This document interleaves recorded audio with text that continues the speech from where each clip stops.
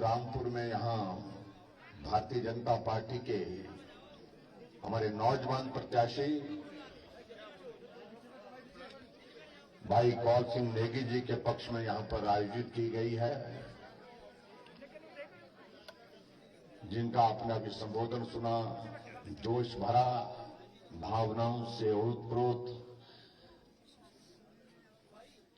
जो आने वाले समय में आपके इस विधानसभा क्षेत्र का मैं जिस तरह का जोश और जुनून आपके चेहरे पर मैं देख रहा हूं, मैं कह सकता हूं कि निश्चित रूप से भावी विधायक आपके इस विधानसभा क्षेत्र के होने वाले हैं।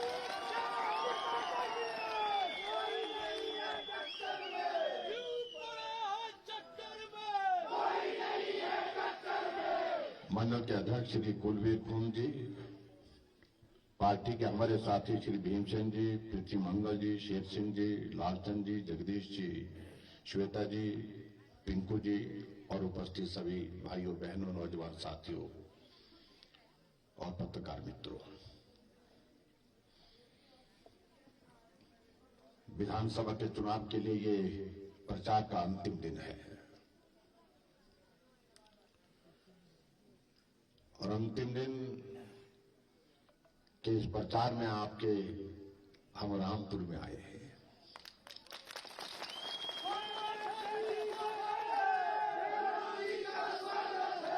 और जिस तरह का जोश और जुनून में देख रहा हूं, मैं रामपुर में एक बार नहीं अनेकों बार आया हूं।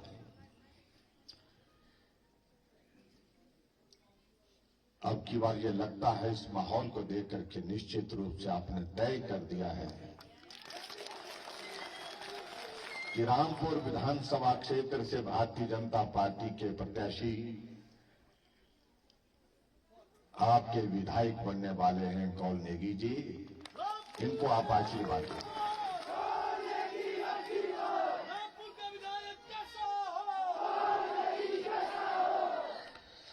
देखिए, मैं इस बात को कहना चाह रहा हूं आपके बीच में,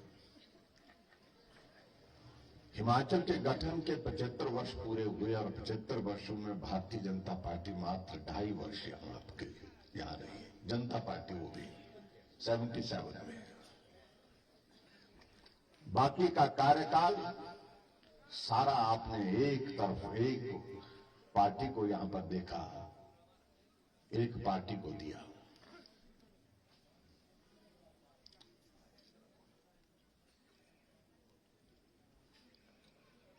इसलिए कई बार लोग बोलते हैं कि बहुत कठिन है, रामपुर जीतना मुश्किल है।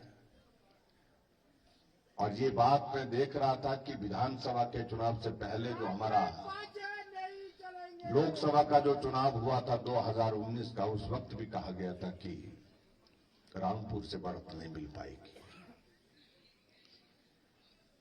लेकिन हमने उस चुनाव में देखा कि जब परिणाम निकला तो रामपुर से भारतीय जनता पार्टी को बढ़त थी, कितनी थी? 11,500 की बढ़त थी उस वक्त भी।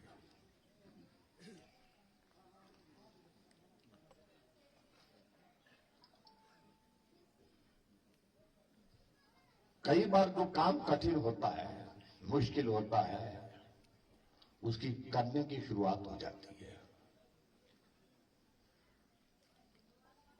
मैं भी अपने विधानसभा क्षेत्र में, वो भी रामपुर से कम का क्षेत्र नहीं था।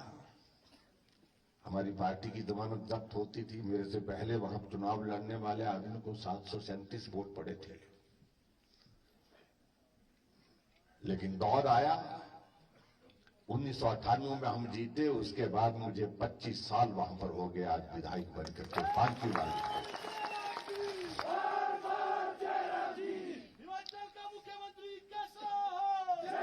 अगर इस विधानसभा क्षेत्र में ये शुरुआत इस प्रकार से हो सकती है तो मैं कह सकता हूं ये रामपुर में भी हो सकती है।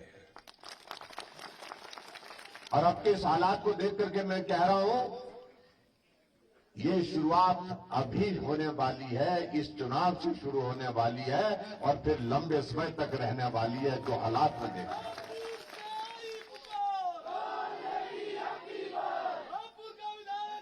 भाई हो लिया, बहुत हो लिया। कितनी बार कांग्रेस, और आखिर क्यों कांग्रेस?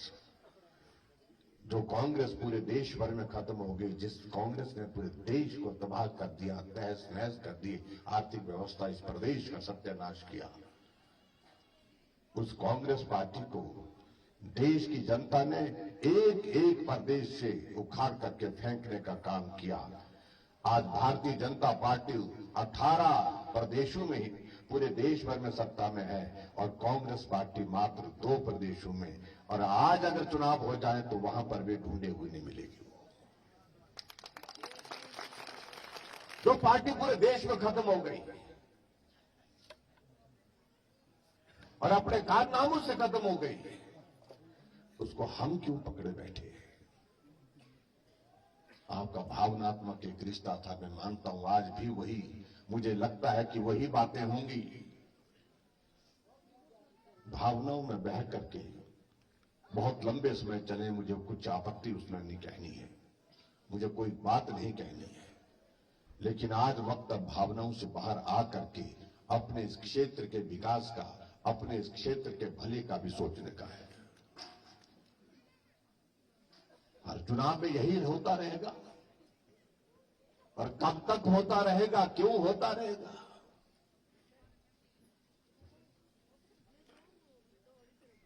वीरभद्र सिंह जी के प्रति हमारा भी सम्मान है, लेकिन वो दौर उनके साथ तक का था। अभी का जो दौर है वो उस तरह की भावनाओं का नहीं है, मैं दावे के साथ कह सकता हूं। इस बात को आप लोग ने, रामपुर में कह रहा हूं मैं, इस बात को आपने याद रखना। आज हम जब आ रहे थे रास्ते में तो नारा लगाया जा रहा था, मुख्यमंत्री कैसा हो, रानी साहिबा जैसा हो। कितने मुख्यमंत्री बना करके रखे हैं कांग्रेस पार्टी में। चंबा गए तो आशा कुमारी बोलती मैं मुख्यमंत्री हूं। हमीरपुर में पहुंचा तो सुक्खू के यहां पर कहा, सुक्खू ने कहा मैं ही हूं। ऊना गया तो वो मुकेश अग्निहोत्री बोलता है मेरी बारी है। रामलाल ठाकुर बोलता है उम्र के हिसाब से तो हम सीनियर हैं। कौल सिंह बोलता है कि सबसे बड़ा आदमी तो मैं हूं। और उसके बाद सोलन गए तो शांडिल बोलते हैं कि मैंने क्या बिगाड़ा है। जब सबके नाम लग चले हुए हैं तो मेरा नाम भी चलने दीजिए। क्या तमाशा है ये? और आपके बीच में इस बात को लेकर के मैं साफ कहना चाह रहा हूं, कोई भी आने वाले समय में हिमाचल प्रदेश में अगर जब भी परिणाम निकलेगा, सरकार बनेगी सिर्फ भाजपा की बनेगी, भाजपा की ही बनेगी। आप 20 बना दो मुख्यमंत्री, कोई आपत्ति नहीं हमें। आप 68 के 68 मुख्यमंत्री घोषित कर दो सभी विधानसभा क्षेत्र में, तो भी आपको जो है बचाने वाला नहीं है, लोग बचाने वाले नहीं है। और उसकी वजह है कि जिस तरह से आप लोगों ने पूरे इस प्रदेश की आर्थिक परिस्थिति, पूरे प्रदेश की स्थिति को बना करके रख दिया, उस वजह से लोग कहते हैं कि बहुत हो लिया। और हमारी भी इच्छा, भाई और बहनों, एक बात कहूं मैं, वो लोग बड़े हैं, अपने आप को बड़ा बोलते हैं, हमें तो गाजर मूली कहते हैं। लेकिन कई बार मैं इस बात को जरूर कहना चाहता हूं, जो काम बड़े लोग नहीं कर पाते उनको जो है छोटे लोग करके दिखाते हैं। तो आओ ये दौर में सब छोटे लोग इकट्ठा होकर के संदेश दें। छोटे से सब बड़े बने। आदमी सब छोटा होता है, छोटे से ही बड़ा होता है, ठीक है। लेकिन कुछ के दिमाग में बात बैठी है कि हम बड़े हैं बाकी छोटे हैं, हम आदमी है बाकी तो गाजर मूली है। ये सारी बातों को लेकर के मुझे लगता है कि जवाब देने की आवश्यकता है। भाई और बहनों, मैं आप सबके बीच में इतना जरूर कहना चाहता हूं, ये हमारी भी इच्छा, सरकार भाजपा की बनेगी, भाजपा की ही बनेगी, निश्चित रूप से बनेगी, कोई ताकत नहीं रोक सकती। मैं दावे के साथ कह सकता हूं लेकिन हमारी इच्छा है अब की बार हिमाचल में भारतीय जनता पार्टी की सरकार बने तो रामपुर के साथ बने। इस कमी को हम महसूस करते हैं। इस कमी को दूर करिए इस बार। लेकिन ये कहने से नहीं भाई साहब, ये करके होगी, करके। क्योंकि कहने के लिए तो कई बार कहते हो अब की बार करेंगे, अब की बार थोड़ी थोड़ी कसर छूट जाती है। और हमारे लिए खुशी की बात है, देखिए सरकार दिल्ली में भाजपा की है जो कई दशकों तक चलने वाली है। नरेंद्र मोदी जी जब तक है तब तक भाजपा की सरकार को कोई दिल्ली में हिला नहीं सकता। और नरेंद्र मोदी जी ने एक बात कही है और उन्होंने कहा है कि हिमाचल मेरा दूसरा घर है। ये हिमाचल मेरे दिल में बसा है। और हिमाचल प्रदेश में बहुत सारे काम इन 5 वर्ष के कार्यकाल में मैंने करने के प्रयत्न की कोशिश की है। लेकिन बहुत सारी चीजें अभी तक मेरे दिमाग में जो मैं हिमाचल के लिए करना चाहता हूं। इसलिए हिमाचल के सभी भाई बहनों से मैंने अपील की है, हमें 5 वर्ष और दीजिए। आप बदला हुआ हिमाचल, विकसित हिमाचल, आगे बढ़ता हुआ हिमाचल, सम्मान के साथ खड़ा हिमाचल, शिखर पर हिमाचल को देखेंगे। इसके लिए उन्होंने निवेदन किया है आप सबसे। और मुझे पूरा भरोसा है कि जिस तरह से हिमाचल के लोग, हिमाचल की जनता भी नरेंद्र मोदी जी को प्यार करती है, वो पीछे नहीं हटने वाली है।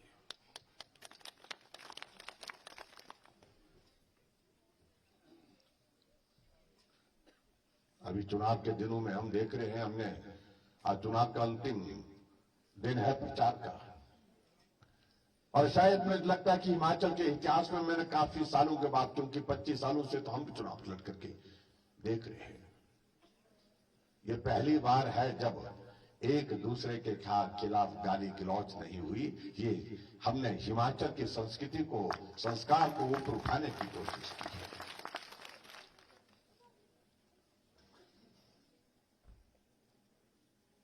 अगर हमने पहले दिन हिमाचल प्रदेश में कहा कि हम प्रतिशोध की भावना, बदले की भावना से काम नहीं करेंगे, ये हिमाचल देवभूमि है, देवभूमि हिमाचल प्रदेश में हिमाचल की संस्कृति के अनुरूप इस प्रदेश को चलाएंगे, तो हमने अपना वादा पूरा किया। 5 साल में एक भी किसी के खिलाफ हमने इस तरह से बदले की भावना से काम नहीं किया। ये अंतर है। सत्ता मिलने के बाद वो दिमाग पर चढ़ जाती है। कई लोगों को लगता है कि सत्ता का इस्तेमाल किसी को प्रताड़ित करने के लिए करना चाहिए, किसी को परेशान करने के लिए करना चाहिए। ये एक जगह नहीं, अनेक जगह होता देखा हमने। लेकिन हमने कहा कि नहीं, ये हिमाचल हमको आगे बढ़ाना है, इसके लिए हमको काम करना है।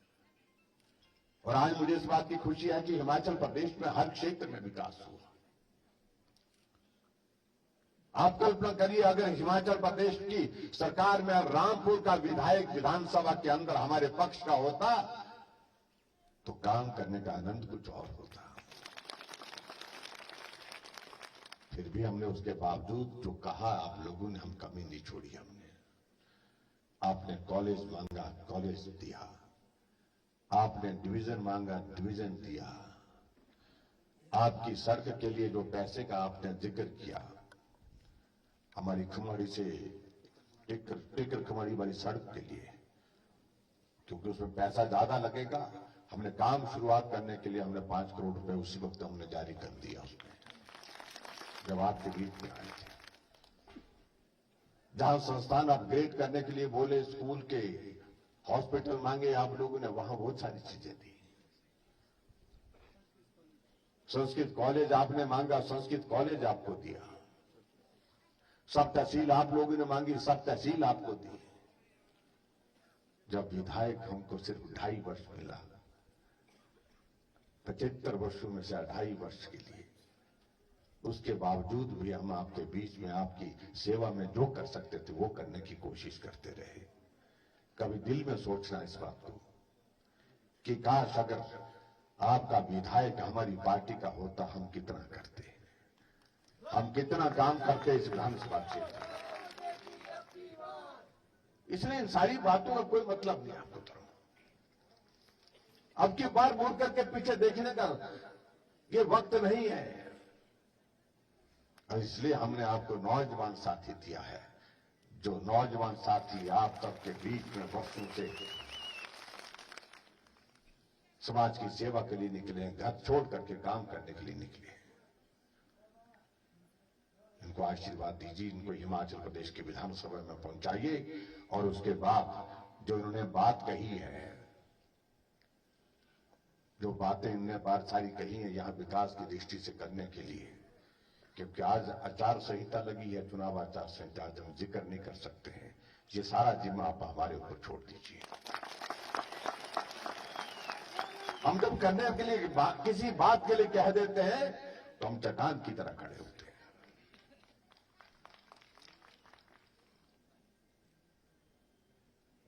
इन 5 वर्ष के कार्यकाल में हमने बुजुर्गों के लिए पेंशन का प्रावधान किया।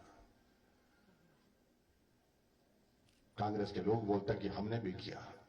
हाँ, आप करते थे जब 80 साल की उम्र हो जाती थी, उसके बाद करते थे, जब आदमी जाने वाला होता था या चला ही गया होता है, इंतजार करते थे। हमने 60 साल से ऊपर पेंशन का प्रावधान किया। वो 400 करोड़ रुपए खर्च करते थे, हम 1300 करोड़ रुपए पेंशन पर खर्च कर रहे हैं। हर घर में, गरीब आदमी के घर में गैस एक स्वप्न होता था, सपने से कम बात नहीं होती थी। हमने गरीब के घर में भी गैस का चूल्हा पहुंचा करके दिया। और अभी हमने जो घोषणा की है, घोषणा पत्र जो हमने अभी जारी किया है, उसमें हमने ये भी कहा है जो गरीब परिवार हैं, जो बीपीएल परिवार हैं, उनके घर में हमारी सरकार दोबारा बनने के बाद 3 गैस के सिलेंडर भी हम साथ में देंगे। 1 साल में 3 गैस के सिलेंडर भी देंगे। हमने महिला सशक्तिकरण की दृष्टि से हमने हिमाचल प्रदेश में काम किया। महिलाओं का आने जाने का किराया हमने आधा किया। और उसके बाद अभी हमने जो घोषणा पत्र में हमने जिक्र किया कि हिमाचल प्रदेश में महिलाओं को नौकरी में भी और पढ़ाई के लिए भी जो संस्थान है जहां एडमिशन होती है, वहां पर आरक्षण 33% आरक्षण महिलाओं को देंगे। हमने आगे बढ़कर के एक और भी निर्णय किया कि हिमाचल प्रदेश में हमारी महिलाएं, हमारी बेटियां जो स्कूल जाती हैं, उस स्कूल में जाने वाली बच्चियों को पढ़ाई के लिए अगर उनको लगता है कि जहां उनके घर के से स्कूल के बीच में सड़क अच्छी है, साइकिल पर चाहिए जाना चाहती हैं, 6 साल से ऊपर की बच्चियों के लिए हमने +2 तक के लिए उनको कहा, हमने जहां मांग करेंगे तो वहां साइकिल भी देंगे। और उसके बाद senior secondary school, higher education के बाद फिर कोई बच्ची अगर वो चाहती है कि उनको आने जाने के लिए सुविधा हो, तो हम स्कूटी देने का भी हम वादा कर चुके हैं। और इससे आगे बढ़कर के हमने और भी निर्णय किया। हिमाचल प्रदेश में जो बीपीएल परिवार की, जो हमारी गरीबी रेखा के नीचे की जो बेटियां हैं, उनकी जब शादी होती है, उनकी शादी के लिए हमने हिमाचल प्रदेश में ये तय किया कि उनको शगुन योजना शुरू करके हम 31,000 रुपए का शगुन उनको देते हैं। और जब हमने अब की बार घोषणा पत्र जारी किया, उसमें हमने कहा हमारी सरकार बनेगी तो आने वाले समय में निश्चित रूप से जो बनेगी, आप सबके आशीर्वाद से हम 31,000 नहीं 51,000 रुपए शगुन बेटी को देंगे। और इससे आगे बढ़कर के हमने और भी बातें कही है। जो गर्भवती महिलाएं होंगी, उनको पहले 6,000 रुपए मिलता था, जच्चा बच्चा स्वस्थ रहे, सारी चीज को लेकर के। अब के घोषणा पत्र में हमने जिक्र किया है कि जच्चा बच्चा दोनों सुरक्षित रहे, उनको अच्छा भोजन मिले, उनका स्वास्थ्य अच्छा रहे, तो उस बात के लिए हमने 6,000 नहीं, हमारी सरकार बनने के बाद फिर से हम जो है आने वाले समय में जब सत्ता में होंगे तो हम 25,000 रुपए उस महिला को देंगे।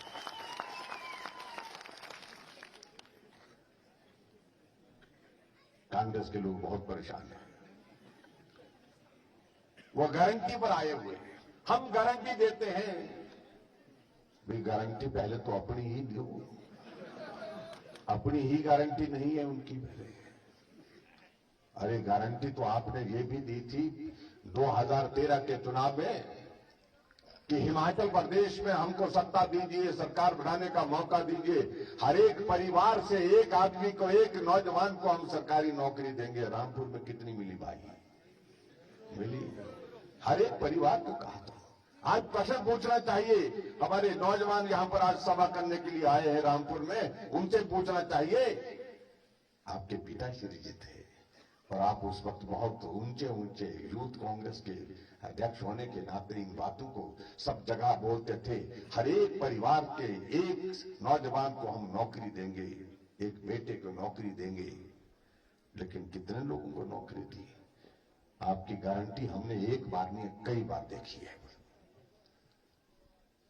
वादा किया था उनका कि हिमाचल में हमारी सरकार बननी चाहिए, हम बेरोजगारों को बेरोजगारी भत्ता देंगे। कितने बेरोजगारों को भत्ता मिल रहा है? जो वादा करते हैं हम निभाते नहीं है, उनकी तरफ सुनने की आवश्यकता नहीं है। और यहां हमने वादा नहीं किया था, हमने ये वादा नहीं किया था हम हिमाचल प्रदेश में 60 साल से ऊपर के सभी बुजुर्गों के लिए पेंशन का प्रावधान करेंगे, लेकिन हमने बिना वादे के वादा पूरा किया है। हमने कभी नहीं कहा था कि हम हिमाचल प्रदेश में गरीब लोगों के इलाज के लिए 5 लाख रुपए का हेल्थ कवर देंगे। हमने हिम केयर शुरू करके लोगों की सेवा करने के बिना वादे के साथ काम किया। हमने कभी नहीं कहा था कि हिमाचल प्रदेश में हर घर में गैस का चूल्हा देंगे। हमने गृहिणी सुविधा योजना शुरू करके हर घर को गैस का चूल्हा देने का काम किया है। हमने कभी नहीं कहा था कि महिलाओं को किराया हम बसों में आने जाने का आधा कर देंगे, लेकिन बिना वादा किए हमने अपनी भावना को का सम्मान करते हुए, महिलाओं की भावनाओं का सम्मान करते हुए उस काम को भी करके दिखाया। हमने कभी वादा नहीं किया था कि हिमाचल प्रदेश में ग्रामीण क्षेत्र में पीने का पानी जो है उसका कोई बिल नहीं लेंगे, लेकिन बिना वादे के हमने उस काम को भी पूरा किया। हमने कभी वादा नहीं किया था कि हिमाचल प्रदेश में 125 यूनिट बिजली खर्च होने वाले परिवारों को 0 बिल देंगे, लेकिन हमने बिना वादे के उस काम को भी पूरा किया है। अंतर देखिए कितना है। वो वादा करते हैं, निभाते नहीं। हम वादा नहीं करते हैं, लेकिन फिर भी बिना वादा किए हम सारी बातों को निभाते हैं। ये अंतर है जिससे समझने और समझाने की जरूरत है। और नरेंद्र भाई मोदी जी ने एक बात कही है कि हिमाचल मेरा अपना घर है, और घर जैसा व्यवहार भी करते हैं। बिलासपुर में ऑल इंडिया मेडिकल इंस्टीट्यूट का उद्घाटन करने के लिए आए और उससे पहले मुझे फोन करके कहा कि जहरा मैं कुल्लू के दशहरे में जाना चाह रहा हूं। मैंने कहा जी आपका स्वागत है, आप आइए। फिर मैंने संकोच से आते एक बात कही, मैंने कहा जी दशहरा का जो हमारा देवी देवताओं का अपना एक प्रोटोकॉल होती है, अपनी एक व्यवस्था होती है, वहां सभा हम संबोधित नहीं कर सकते हैं। उन्होंने कहा मुझे कतई नहीं संबोधित करना, कोई भाषण नहीं देना, मैं देव दर्शन करने के लिए आना चाह रहा हूं, रघुनाथ जी का आशीर्वाद लेने के लिए।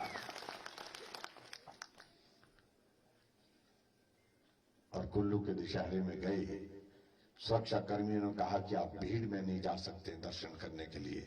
उन्होंने कहा मुझे जाना है, और भीड़ को चीरते हुए रथ के पास पहुंचे, रघुनाथ जी का आशीर्वाद लिया, देवी देवताओं का आशीर्वाद लिया। ये है हमारे प्रधानमंत्री। केदारनाथ गए, केदारनाथ जाकर के भी आपने देखा हुआ सिर पे हिमाचल की टोपी, हिमाचल का गद्दी चोला, और उसके बाद जो हमारा मफलर होता है, कुल्लू का मफलर, कलरफुल मफलर जो है, उसकी गाची बांधी हुई, गाची बोलते हैं आपके? हाँ, गाची लगाई हुई थी।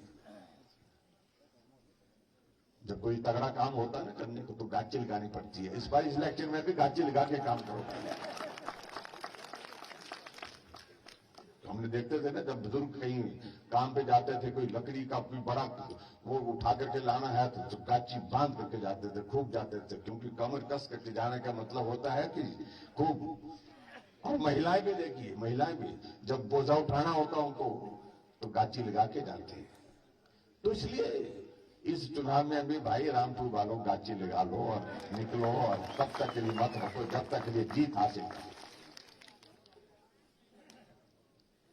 ऐसे हमारे प्रधानमंत्री वहां केदारनाथ जाकर के पूरा सिर से पांव तक, पांव में पूरे हैं, पूरा बदन उनका हिमाचल की संस्कृति के साथ सजा हुआ था। इसलिए मुझे लगता है कि उन भावनाओं का सम्मान करने का जिम्मा हमारा भी है। मैं लंबी बात नहीं करना चाह रहा हूं।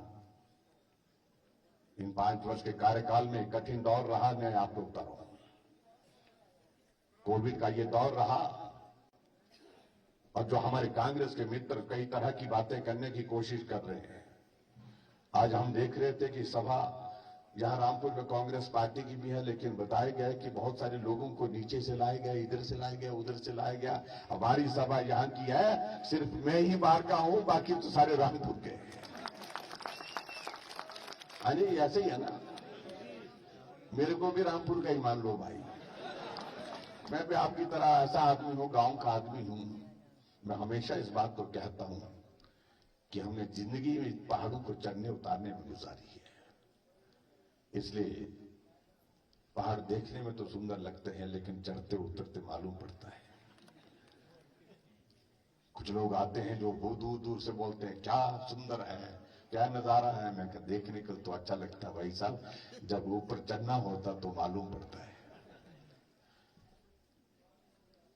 भाइयों बहनों, मैंने कहा कभी किसी काम की शुरुआत का वक्त आता है, और अब की बार निश्चित रूप से हिमाचल प्रदेश में भारतीय जनता पार्टी की सरकार को रिपीट करने का वक्त शुरू हो रहा है। ये पहली बार बात हो गई। हर चुनाव में हम कहते हैं, भाषण में हमारी सरकार बनेगी, दूसरे बोलेंगे हमारी बनेगी। अब की बार हमने कहा कि भाई सरकार तो हमारी ही बनेगी, लेकिन रिवाज बदल करके बनाएंगे सरकार। या जो बना हुआ 5 साल एक पार्टी, 5 साल दूसरी पार्टी, हमने कहा इस रिवाज को बदलेंगे अब की बार। हमारे कांग्रेस के मित्रों को बहुत परेशानी है ये रिवाज बदलने से। हम जब बात कह रहे हैं, अब गांव में आदमी जो है कम पढ़ा लिखा गांव का आदमी, वो भी बोलता है कि बदलना, रिवाज बदलना। इस बार वो दिल में बैठ गई ये बात इस बार भाई। रिवाज क्यों बदलना? बदलना इसलिए कि बहुत हो गया भाई, ये बारी बारी के हिसाब से। जब मैं रिवाज बदलने की बात कहता हूं, हमारे कांग्रेस के लोग इतने परेशान हो रहे। हमने कहा क्यों परेशानी हो रही है आपको? कुछ नहीं कि आपके रिवाज बदलने की बात कहने से हमें परेशानी इस बात की हो रही कि बारी के हिसाब से तो हमारी बारी आ रही थी। तो मैंने कहा बारी का रिवाज खत्म है भाई साहब। ने कहा वो तो आपने उत्तराखंड में देख लिया, बारी के हिसाब से कहते थे कि हमारी बारी है, बारी नहीं आई। उत्तर प्रदेश में भी यही था, हर 5 वर्ष के बाद सरकार बदल जाती थी और कहते थे हमारी बारी है, उनकी बारी भी नहीं आई। असम में वहां पर भी यही होता था, लेकिन उनकी बारी भी नहीं आई। भाजपा की सरकार फिर बन गई वहां पर। मणिपुर में फिर भाजपा की सरकार बन गई, गोवा में फिर भाजपा की सरकार बन गई, हरियाणा हमारा पड़ोस का राज्य, वहां भाजपा की सरकार दूसरी बार चल रही है। रिवाज बदल गया भाई। समझो मेरे कांग्रेस के मित्रों, ये रिवाज पूरे देश में बदल गया है, हमको ही बदलना रह गया है। आओ अब की बार हम हिमाचल प्रदेश में भी इस रिवाज को बदले। उसके लिए मैं आप सबका आशीर्वाद चाहता हूं, आपकी शुभकामनाएं चाहता हूं। जहां आजकल कांग्रेस के लोग चले हुए हैं, कि हम गारंटी दे रहे हैं कि 1500 रुपए हम महिलाओं को देंगे 18 साल से 60 साल की महिलाओं को। फार्म भरने का काम चलाया, यहां पे पता नहीं फार्म भरे कि नहीं हुए। और जा करके आज जा रहे हैं, कागज पत्र लेकर के जा रहे हैं कि, और उनके बीच में जाकर के बोल रहे हैं कि भाई आप फार्म भर लो, सारे रिश्तेदारी निकाल दे। तो नानिये, मौसिये, बूबे, सारी रिश्तेदारी निकाल दी उनने। जिनके साथ ढाल मुजरा भी था, वहां भी ढाल मुजरा खोल दिया कि फार्म भरो। बोलते बाद में देर हो जाएगी, 1500 रुपए मिलेंगे महीने का। अरे उन प्रदेशों में मिल रहा है जहां आपकी सरकारें हैं, कांग्रेस पार्टी की सरकारें, वहां दे रहे क्या? नहीं, गुमराह कर रहे। इसलिए गुमराह नहीं होना है। मुझे आप सबके बीच में सिर्फ इतनी बात कहनी है, अब की बार मत छोड़ना, अब की बार मत चूकना। अब की बार हमें रामपुर का विधायक हिमाचल प्रदेश की विधानसभा के अंदर चाहिए, साथ चाहिए। और मैं इस बात को भी मैं कहता हूं, आपका विधायक हिमाचल प्रदेश की विधानसभा में होगा तो हम उनको और भी सम्मान देने के लिए आगे बढ़कर के काम करेंगे। ये भी मैं आपके बीच में कह रहा हूं। एक अलग पहचान देना चाहता हूं ये रामपुर को। एक शुरुआत आप करिए और शुरुआत के बाद जो है मंजिल तक पहुंचाने का काम हम करेंगे। ये मैं आपके बीच में कहना चाहता हूं, इस बात को आप मान कर चुके। और उसके साथ साथ मैं आपको ये भी मैं कहना चाह रहा हूं, जहां इन्होंने कहा कि रामपुर हमारे कुछ एक क्षेत्र का केंद्र बनता है, यहां बड़ी चीज होनी चाहिए, कुछ बड़ा होना चाहिए। छोड़ दीजिए हमारे ऊपर, ये सारी चीजें हमने भी सोच के रखी है। अगर नरेंद्र भाई मोदी जी ने वादा किया हिमाचल के लिए, मेरे दिमाग में बहुत सारी चीजें जो मैं करना चाहता हूं, तो रामपुर के लिए भी मेरे मन में बहुत सारी चीजें हैं जो हम करना चाहते हैं, वो हम करेंगे। इतनी ही बात कहना चाह रहा हूं, आप भाई कौल जी को यहां पर जिता करके भेजिए और यहां पर जिता करके भेजिए, यहां से विधानसभा पहुंचाइए, बाकी का काम हम करेंगे। आप सबका बहुत बहुत धन्यवाद। नमस्कार, जय हिंद, जय हिमाचल।